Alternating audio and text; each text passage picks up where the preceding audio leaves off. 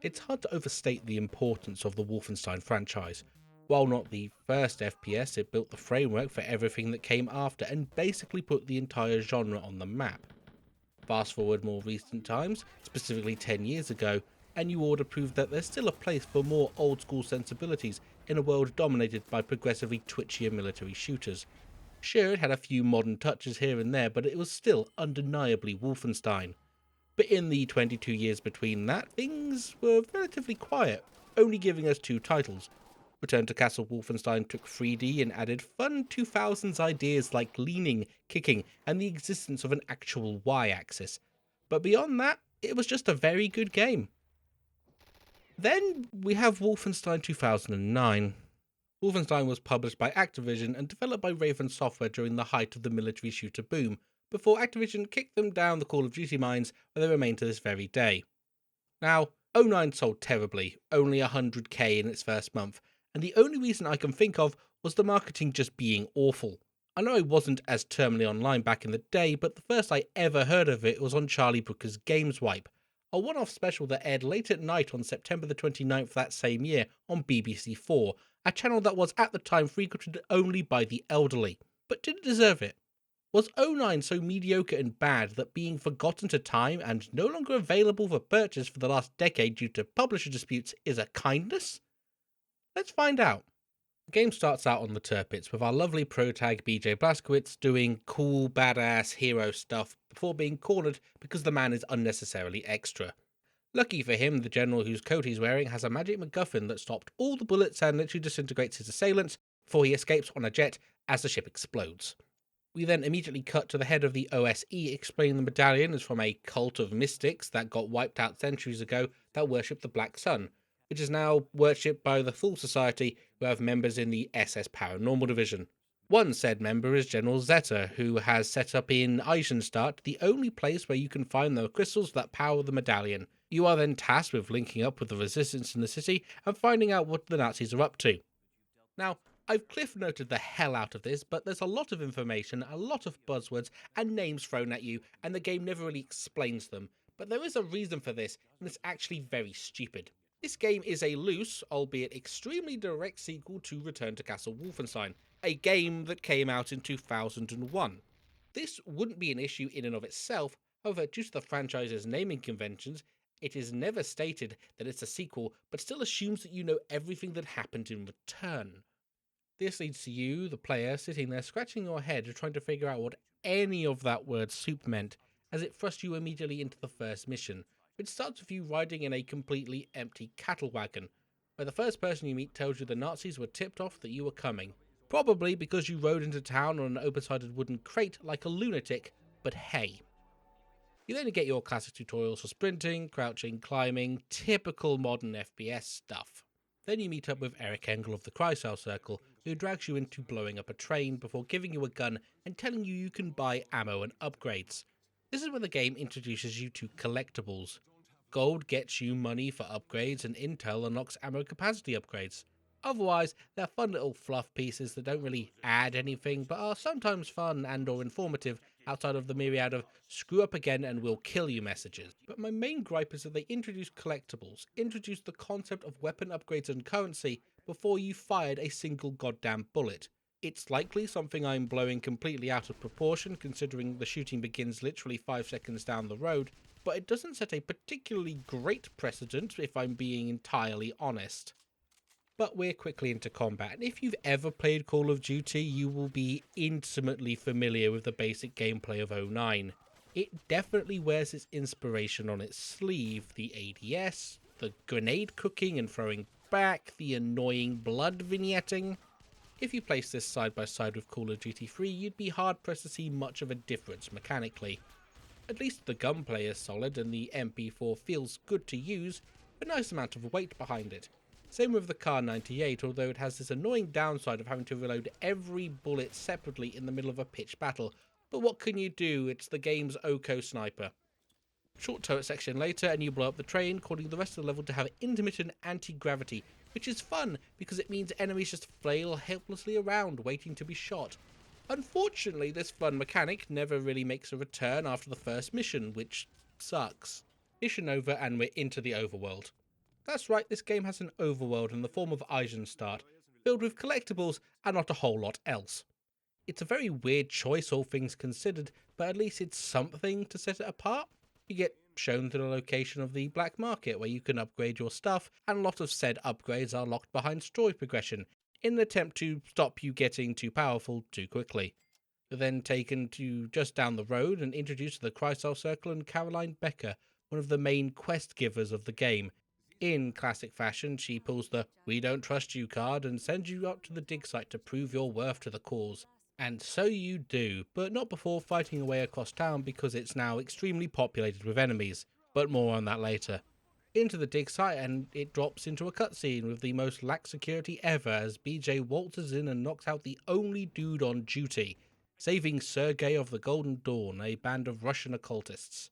He tells you the Nazis are after the Thule medallion, he told them where it is, and you have to stop them getting it. Now, this plays out as typical FPS fashion, gun your way through hordes of enemies, nothing much to write home about. This is until you find the Scribe.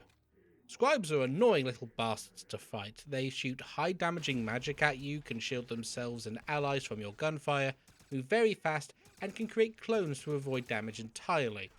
Pain in the ass, but a grenade in the right time can make short work of them. And this is where you get the Thule medallion and the main gimmick of the game: magic. The medallion lets you enter the Veil, a weird spectral dimension that makes you faster and able to see enemy weak points. It also reveals Geist, which are mostly harmless creatures that just float around. Shooting them causes them to explode, killing most enemies in the blast radius. Shoot too many and they will charge straight for you and do absurd damage. You're also told that you can recharge your energy in these glowing pools, and that going into the Veil will create doors and reveal other useful things for traversal. And you're also told that finding other crystals will grant you new powers. Very video gamey explanations, but it's a neat mechanic nonetheless. Speaking of, a couple rooms later, we get one of those crystals, unlocking the Mire ability, which slows down time for everything, and to a lesser extent, you. You'll then thrown into a tutorial gauntlet that shows you how to use your power, even though it's pretty self-explanatory anyway, but it's genuinely fun, and they even top it off with a set piece of the bridge collapsing, which is an unfortunate note to end on because this is the last cool thing you do with the Maya ability the entire game. Combat-wise, unlike a lot of time manipulation abilities in other games, Maya doesn't break encounters, but makes them just a little bit more manageable. See, the game throws lots of enemies at you, and while they're nothing insurmountable, the powers can give you a nice little edge if you need it. But back to the mission and its typical shooter fare. Blast your way through the level, blow up the thing the Nazis are after, and leave. As you load into the overworld again, enemies have surrounded you and are ready to ambush, which makes the town feel a little bit more alive than it actually is. Shooting your way back across town, you return to the Chrysler Circle, and after the standard snark, they ask you to aid them with an assault on the church, where the Nazis are building something suspicious apparently. On your way through, you'll probably run into an NPC being accosted by enemies. You save him, and he'll ask you to help him complete his mission, thus starting the first side quest of the game. Yes, this game has side quests, although the term is being stretched to its absolute limit. Essentially, it all boils down to go to a building, kill a bunch of enemies, pick up a thing at the end of the map, and then come back. It's a relatively hassle-free way to get intel and treasure, which helps you get kind of powerful from the black market, because the hilarity is that while you're gated by mission completion, a lot of the good upgrades come from early levels. After killing your way back across town to drop off the intel, you immediately get another side quest to go to the officer's house, which you will because completionist brain, but there's nothing of note here, so we'll move on to the church. The church is manic. You're dropped into a burnt out building under constant bombardment, and the resistance is pinned down by shielded machine gun nests, which they task you with taking out. It's a good set piece. If there's one thing I can praise this game for, it's that its set pieces are well done, and they've spread them out enough that you don't get fatigued by them just bleeding into each other. The only downside here is that it really highlights how nauseating sprinting is, because damn, this is some aggressive head bob. A little down the road and we'll get to another special enemy, the Heavy Trooper. He's big, he's beefy, and he's impervious to damage, except for these wee shoulder weak points and the final one on his head. Not a major issue if you use the Car 98 and Maya in tandem, but it can be a real bastard if they group them together with other enemies. Killing him drops the particle cannon, a very powerful super weapon with very limited ammo that can only be gained from drops for the heavies or bought from the black market for the most part. But it does outline a bit of a weirdness to the weapon selection. Including the MP43 we picked up earlier, we now have 2 machine guns with very similar use cases, a sniper rifle and a weird flamethrower equivalent. It's less a weapon spread and more a weapon wedge, but let's hope that improves over time. More frenetic fighting and we actually make it to the church, where they have set up a weird armillary sphere thing that if nothing else looks kinda cool. Gotta blow it up though. It entails using Maya and blasting the ring's weak points, after which BJ gets cornered by the Nazis again because he has zero situational awareness. Thankfully, the machine explodes and killing all of them but this guy, who turns into the guy from the box art, the Despoiled. I hate the Despoiled. They are unaffected by Maya and run around erratically, constantly firing high damage energy blasts, while also doing a lot of damage if they get into melee. They're just all kinds of annoying and the only way to deal with them is to shoot them until they die. But that's thankfully mission over, where BJ notes the machine was designed to siphon energy from the Black Sun dimension. How or why he knows this, I dunno. Probably one of the many intel collectibles I missed. Returning once again to the overworld, and the enemies have repopulated, only now with the addition of heavy troopers to make things just that extra bit more fun. At this point in time, you probably have nothing to do but head to the Golden Dawn safe house in Midtown East to get talked at by Dr. Alexandrov that explains that the Nazis have found something very bad, which makes the second time this has happened this game, and the men he sent to investigate have gone missing, telling you have to head to the tavern in Midtown West to speak with the informant. Heading to the tavern, you'll realise that every loading screen respawns enemies, meaning that even more running and gunning across town. The game gives and suggests options to avoid combat, namely across rooftops and through the sewers, but the rooftops are extremely limited and the sewers almost always pop you up right next to a fight anyway. But you go to the bar, watch Big Hans beat a man to death, then talk to the informant who tells you the missing guys were caught at a farm they were investigating and one of their men is still missing, before asking you to go look into the farm yourself. So this level has almost no reason to exist. You watch a cutscene and then leave. There is nothing else going on in here. But they did tell you to head to the farm, which is all the way across town back in Midtown East, where you already were. Okay, it's time I said it. The open world is just insane padding. There's genuinely nothing interesting going on in it at all. It's just filled with dumb collectibles with level doors dotted through it, interspersed with endless waves of enemies. But I've honestly got to hand it to them, they've somehow made killing Nazis really, really boring. I'd call it biting commentary, if I even for a second thought it was intentional. That all said, the farm is actually a great level, and I'd argue the second best in the game.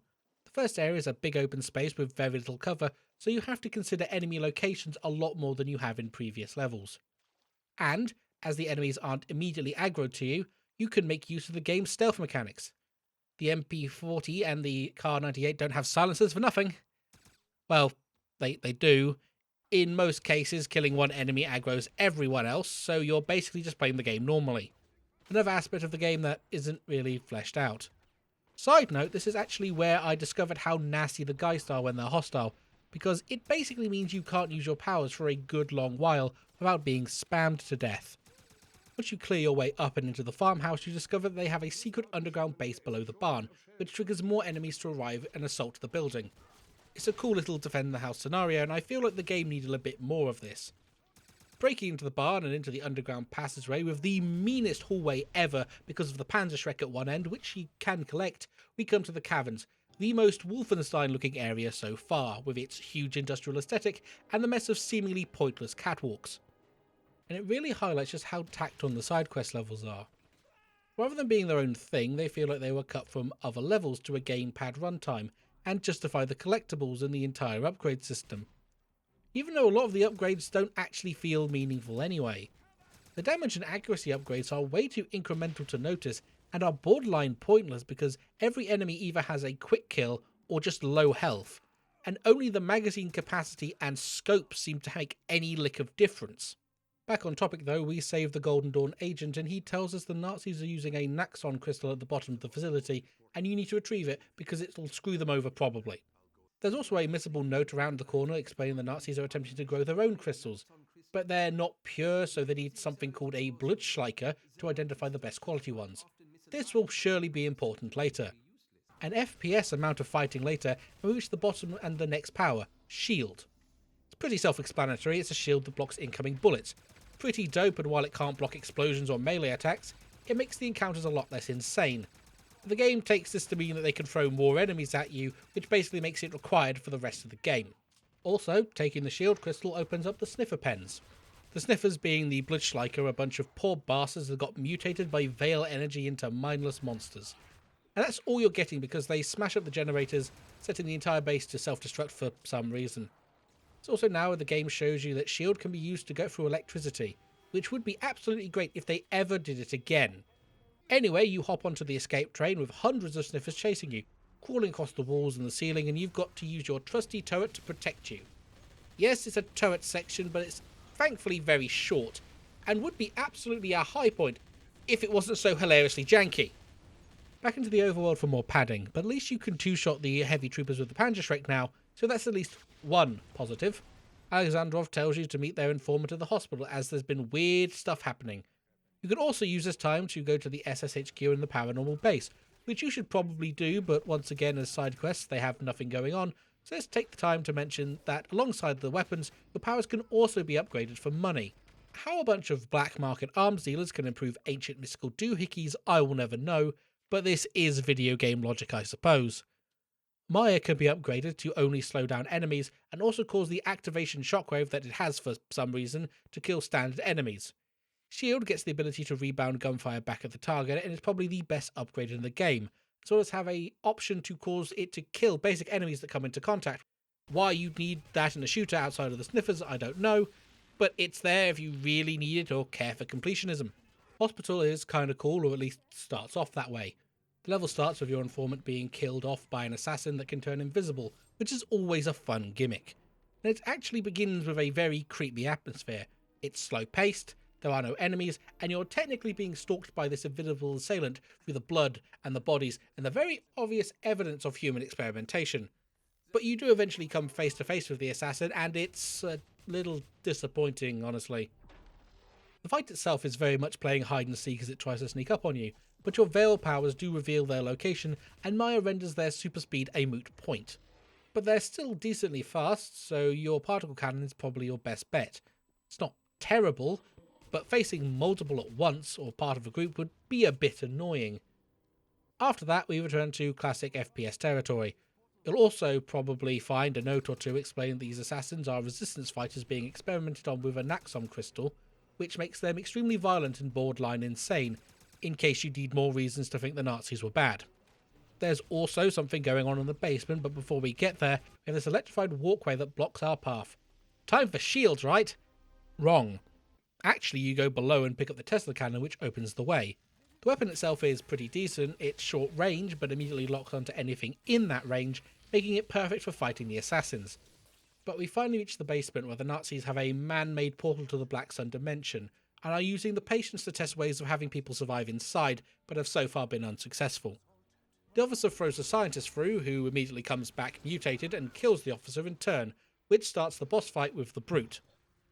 Boss fight is a bit of a stretch though, as all you have to do is get the Brute to smash all 4 pillars holding up the portal, which is just a case of standing behind them until it charges. When you win, you get dragged through the portal yourself and see a giant black hole that sucks up the Brute, only for you to get warped back out again for some reason. And this is where you get the last power, called Empower. It's a very simple premise, makes your shots do more damage and able to pass through energy shields that have been popping up all over the place. The real downside is that it burns for your energy very fast, but thankfully you can upgrade that too, but instead needs tomes to unlock, another random ass collectible that exists in the world, but they're typically so far out of the way you'll maybe find 3 to 4 naturally in a playthrough, which is fun, I guess. But after the mandatory new power test, the mission just sort of ends. Yeah, just out the door and into the overworld again. Granted, it's a bit more packed of a level, but considering the last one ended with an escape train and a secret underground base exploding, it feels a bit like a wet fart. Now, we run all the way back across town to the Chrysal Circle, who are moving to a new safe house for some reason. But Caroline actually praises you, which is nice. She then tells you to investigate the cannery, where all the parts for that machine you destroyed come from, which I assume is from the church mission, because otherwise that timing is a bit weird for the hospital portal. But to get to the cannery, we need to go through the sewers. Cramped quarters, assassins everywhere, and jammers that block your veil powers. They've been in other levels, but this is the first time they've actually really been an issue, because they make the stabby dudes a lot more dangerous. And further down the road, we get a Flammenwerfer trooper, whose main threat is that he makes it hard to see. Naturally, he drops the weapon upon death, and I think it's time to go over the weapons we have now. Of the 7, we have 2 machine guns, 1 rifle, and 3 flavours of flamethrower, out of 8 weapons total. Compare that to the 14 available in Return to Castle Wolfenstein, which all felt distinct and filled their own use cases, is a pretty poor showing. After the sewer, the cannery is very typical shooter fare again, so let's talk about level design. For the most part, it's pants. It's very basic and compared to the games that came before and after, they're drearily linear. Add to that the fact that treasures and other collectibles are just haphazardly dropped into the world with no rhyme or reason, compared to Return's somewhat convoluted secrets, it lacks any of the charm of the game released 8 years prior. Especially when you realise progression is gated by just shooting dudes 9 times out of 10, and the tank room fully encapsulates this issue. See, there's this big sci-fi tank at the end of a courtyard shooting Veil energy blasts at you, with these pylons attached to the walls around it. You'd think the solution would be shooting them to depower the tank, but you're wrong. You have to run past the tank, take over the controls, and use the tank to shoot them. A potentially interesting solution missed for the uninspired. But after a long corridor of a boss fountain, we finally face off with General Zeta, the big man in charge that has literally not appeared or done anything at all this entire game.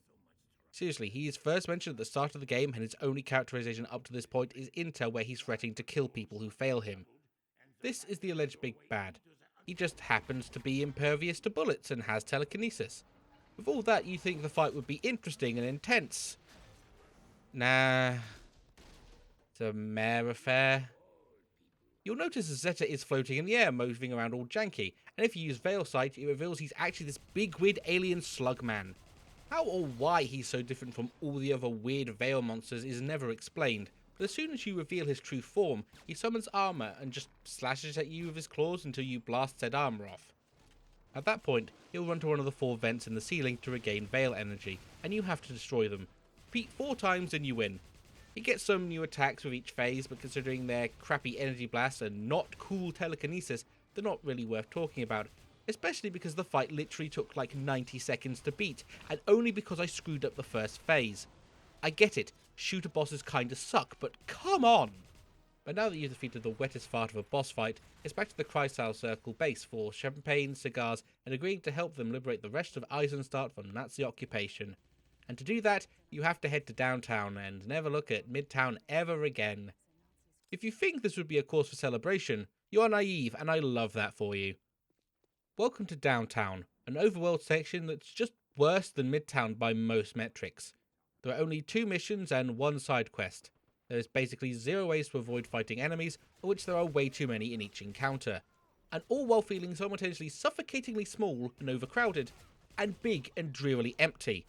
It's hard to describe. If you run around it for like a minute or 2, you'll probably get my meaning though. But after another slog, we get to the new base and learn that Becca was ambushed on her way here and has been taken prisoner at the castle, and we have to go and save them. Get hype, ladies and gentlemen. No, seriously, do. The game specifically requests it. As it should, because this is the best level in the game by a country mile, and honestly feels like the first level they actually made. It starts with an intense charge to the castle entrance, gatehouse by gatehouse, fighting more and more entrenched enemy positions. This is also where they introduce the jetpack guys with no fanfare, and they are lesser a threat than the snipers in the windows. Next up you have the castle exterior, which is just as hectic, with tight corners, broken sightlines, and so many gun emplacements to hinder your progress in an actually fun way. This is also where you unlock the last weapon in the game, the Leichenfaust 44, which is another rocket launcher, though technically it functions like a small BFG. It goes until it hits a wall and disintegrates all enemies it passes through, even special types, but the issue is it makes the weapon selection of 3 normal weapons and 5 technically super weapons. I'm not bemoaning having a deadly arsenal, by the way, I just wish I had more variety for my collection of shoot guns. But the icing on the cake is the interior. The basic conceit is that you need to power off all the barriers to reach the roof, and to do that you have to go through the side wings to the generators. Similar to the exterior, all the tight corners, but the enemy encounters are varied, rooms have diverse layouts that make every fight fun, even the scribe and the 2 assassins in the library. And the best thing, at least to me, is that each time you go through the dining hall, the fighting in there just gets more chaotic as the defenders lose more and more control of the situation. But finally we get to the roof, and who else do we find but Death's Head, who you might recognise as a major antagonist of Return to Castle Wolfenstein and the main one of New Order. He's got Hans holding Caroline at gunpoint and starts monologuing, but you know, the continuity from previous games would actually be cool if it wasn't an 11th hour villain reveal. We in fact have gotten to the point of the video where I rant a bit about the plot and how poorly it's handled. First, we need to talk about the Black Sun dimension. Quick real-world history is the Black Sun was the symbol that was used in the SS headquarters that got adopted by a neo-Nazi occult society to be some mystical symbol and source of energy for them to cope, basically. Wouldn't put too much stock in it, they believed everything was made of ice and in secret Nazi polar bases. Anyway, the main point here is the connection between the Nazis and the occult, and Wolfenstein has always leaned into this and other conspiracies and gone, what if it was real? For example, the heavy occult beats of Return and Old Blood, their extreme technological superiority in New Order and Colossus, the Nazi moon base? And all of this has been hammed up to ludicrous degrees, front and centre, and framed as a massive problem. The Black Sun dimension? Veil energy? It's basically just a MacGuffin. Unobtainium, a plot device to pick up and drop when convenient. Death's Head goes off of how he's going to use it to conquer the world, but it's never developed outside of the medallion powers. It could be replaced by practically anything and we'd have the same effect. If they gave it, its denizens, or the Fool Society's downfall any development beyond the first cutscene, maybe it could have been good, but as it stands it's just bland. Then we have the issue with Death's Head, or more specifically General Zeta. I've touched on this before, but Zeta is such an ineffective villain. He did nothing, appeared once and died faster than it takes to microwave a Rustler's burger. Only then to be almost immediately replaced with a legacy villain that's infinitely more competent in the final stretch of the game. It feels like they always wanted Death's Head to be the main big bad from the beginning, so they didn't want to make Zeta too important to the plot, but this just makes them both feel lackluster. But Death's Head orders Hans to shoot BJ, and I've watched this cutscene multiple times to try and figure out, and I assume the shot ricocheted off his shield because it rebounded, hit the machine, and caused it to go haywire, because these things are always weak to small arms fire, obviously. A scuffle ensues, Caroline gets shot, and a massive extra-dimensional monster tears its way into our reality. And this is such a cool cinematic, but the boss fight is actually garbage. For 4 stationary reasons. Yep, Ghost Queen is a turret boss. Simple rundown, you shoot the queen as she approaches to knock her down, fail and she insta-kills you, which is always fun. Then you shoot her egg sacs until they explode, at which point she will charge the turret, destroying it but not you. Then you run to the next one, dodging blasts from the sky, repeat 4 times until dead. However, each time you use a new turret you're attacked by a wave of Geist, either flying or terrestrial. The ground ones will run at you and slowly attack, whereas the flying ones will just dive at you, exploding on contact. The issue with this is due to how ass the aiming alignment is in the turret, it is very easy to miss these guys, and because they do crazy damage they can kill you very quickly, and it's just adds which makes the fight very, very boring. But eventually you defeat her and you're sucked into the Black Sun dimension again, only get weirdly jump scared before ending up on the bridges again. And as you head to the exit, the queen just explodes out of nowhere and you're forced to backpedal, shooting as you go. Go too far though and she will teleport behind you and you have to swap direction. Continue until you knock her down, then plant a bomb on her head, blowing it clean off, because BJ is an angry man. Second phase is definitely better than the first, but it's still not a great fight. With that, the mission is over, but as you load back into downtown, you get a cutscene where the Nazis are setting up a radio tower. Then immediately afterwards, a resistance member tells you to help him take it down again. This starts another turret section, and this isn't to defend the tower, but just to kill all the enemies. It's a slog, but it's not the worst. Starts a little mission to go destroy the others, and then the main signal generator at the radio station. Now, This is a side quest, but it's actually much more fleshed out than the rest of them combined. It's longer, the fights are more interesting, and the level feels like an actual level rather than a discarded room. Essentially, you fight your way to the roof of the radio station, destroy the tower, and get out. But it shows you what these side quests could have been if there was more time put into them. However, it also reveals a problem that kicks in very late game, and it's the expansion on an earlier one. They throw way too many enemies at you at once. It gets to the point where the enhanced shield just becomes mandatory to last even a second, which by extension kind of neuters your chance of using the other powers. It's honestly a bit much. Maybe it would be better if there was more variety in the enemies, but that might just be a stopgap fix. On your way back to the Crystal Circle, you may pop into the black market for some upgrades. You'll find one of the brothers running it, mourning Caroline and explaining that he had to kill his brother because he sold Caroline out. And this would be extremely emotional if I had shared more than 3 words with either of them that weren't just snark. They do this when Caroline gets shot too. No work went into trying to emotionally connect you to any of these characters, but the game wants you to act like it did. Maybe if everyone was more than just a one-dimensional quest giver, I'd actually feel something, but as it stands, it falls completely flat.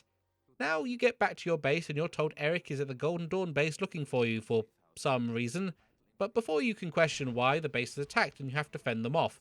Not super interesting, but this is the 3rd time in the entire game where they've done something in the overworld, so I'll cut it some slack.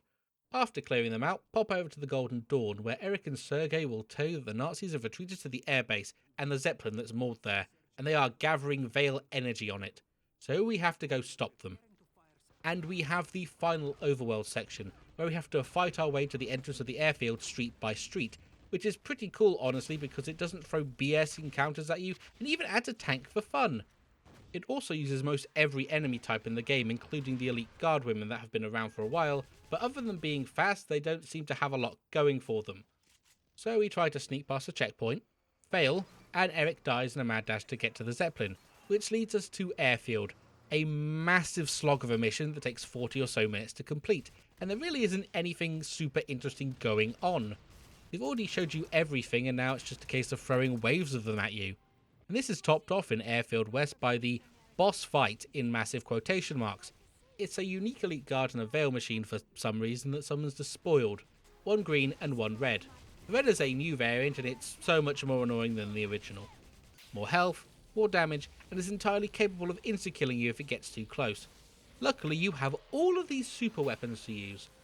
After a couple of waves, the guard leaves the machine and fights you directly, only to die faster than her adds. It's actually the worst boss in the game and it's not even close, even when you consider the competition. Airfield East is more of the same, hordes of enemies being thrown at you. Speaking of throwing, did you know that you can throw barrels and certain objects at enemies? Because you can, but I have no idea why you would though. Another rushed out of the door idea probably. The only other thing of note, and it's probably not even tied to the level, is that I experienced a bug where I just couldn't sprint anymore. I'm not really focused on bugs and it only happened once, but it's the only interesting thing that happened in the level really. Finally, we're on the Zeppelin, and besides the kind of neat hangar bridge section, it's more of the same, so let's use this time to collect our thoughts on the game as a whole. Firstly, the positives. The gunplay is solid, and while it doesn't do much beyond Call of Duty mechanics, there aren't any clangers outside of the stealth being basically worthless. Powers as a mechanic are pretty cool as a concept, adding some depth to the gameplay to try and make it stand out from its contemporaries. However, they are a bit one note and there's very little nuance in their use cases. The set pieces, when the game does them, are by and large fun, and spread out in such a way that you never really get fatigued by them. However, this could be that the game just doesn't do them very often, and it's kinda sad that basically all of the positives have a big qualifying but attached to them. On the flip side, the negatives are a bit more substantial, but they all stem from the root of things just not being fleshed out. The overworld, rather than being a fun addition to balance the pacing of the game and give the player more time to relax between missions, typically ends up being a tedious slog with very little to show for itself.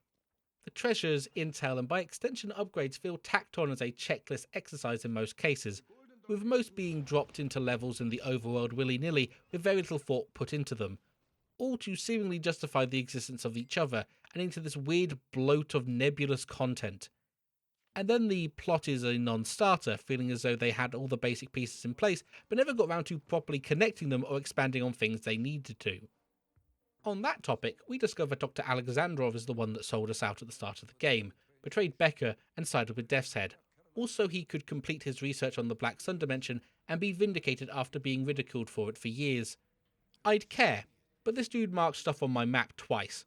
I know absolutely nothing about him. As is tradition, they kill him and head through the portal, but you still have 10 minutes of firefighting before you can follow him. That's not inherently a bad thing, there's just been a lot of that in the last hour and I really need a break. When you get to the room, the portal is inactive and you have to reactivate it by pressing 2 buttons on either side of the room to pad out the runtime by a few seconds. But we're finally into the Black Sun dimension without being immediately thrown out again, and my only issue is that it really hurts to look at. My god. Death's Head is back to monologuing about using the power of this dimension to take over the world without ever explaining how he plans to do that, and Hans is now in power armor, which dumps us straight into the final boss. And like many a final boss, it has multiple phases. Each phase, Hans will use a different medallion power. Firstly, shield, where he just hides behind his shield and you just have to shoot him through it until the shield goes down. At which point, you have to walk up to him and use your shield crystal on his medallion, destroying both of them. Phase 2 has Hans going super speed and you have to use Maya to slow him down so you can shoot him. This one took a while, but that's probably because I decided I was going to use the MP43 almost exclusively for some reason. Knocking him down again and use the Maya crystal to break his. Phase 3 is kind of odd. You basically have to run up a hill with Hans shooting at you, fighting sniffers as you go. Not sure why they're here, but once you reach the top, Hans falls off the cliff and you float back up to the arena again. Final phase has no gimmicks, it's just shoot him until he dies. Use a power crystal which causes armor to malfunction and get zapped by the big dumb tower in the middle. Now, I've always liked the sacrifice your powers to defeat the big bad trope. However, this falls flat for one big reason. He's not the big bad. He's a henchman called Hans. He is a meathead that appears a grand total of 3 times in the game up until this point, and has said 4 lines of dialogue that they just put in a robot suit. There is no emotional payoff, and beyond that, he's just extremely generic. Imagine having a boss fight in the budget version of Zen, and it's a basic gun battle. Unrelated, but I also managed to get the quote-unquote speedrun achievement that was all the rage back in the day without even meaning to, which I found quite funny.